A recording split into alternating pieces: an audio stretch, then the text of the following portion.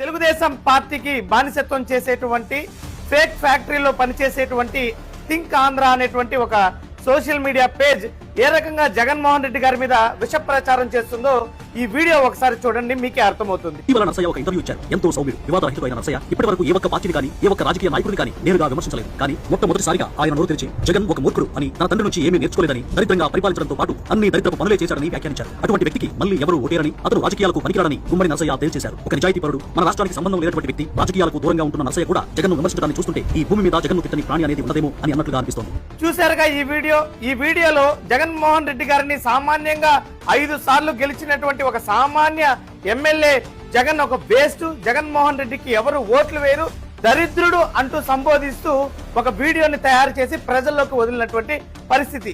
అయితే వాస్తవానికి గుమ్మడి నరసయ్య గారు ఒక కమ్యూనిస్టు భావజాలం కలిగినటువంటి వ్యక్తి.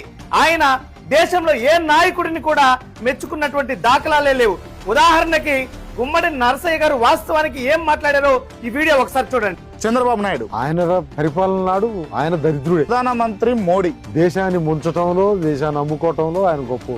ఇది చంద్రబాబు నాయుడు దరిద్రుడు, భారత ప్రధాని మోడీ దేశాన్ని అమ్మేస్తున్నాడంటూ భారత ప్రధానిని మాట్లాడినటువంటి పరిస్థితి.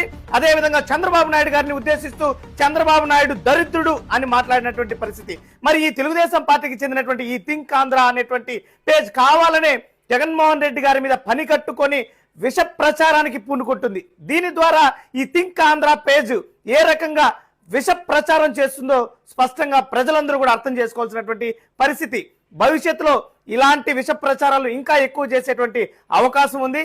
ఏ మాత్రం కూడా ఇబ్బంది లేదు. ప్రతి ఒక్క దాన్ని కూడా వైఎస్ఆర్ కాంగ్రెస్ పార్టీ కార్యకర్తలు ఎప్పటికప్పుడు మీ యొక్క అబద్ధాలని నిజాలతో ప్రజల ముందు పెడతాం.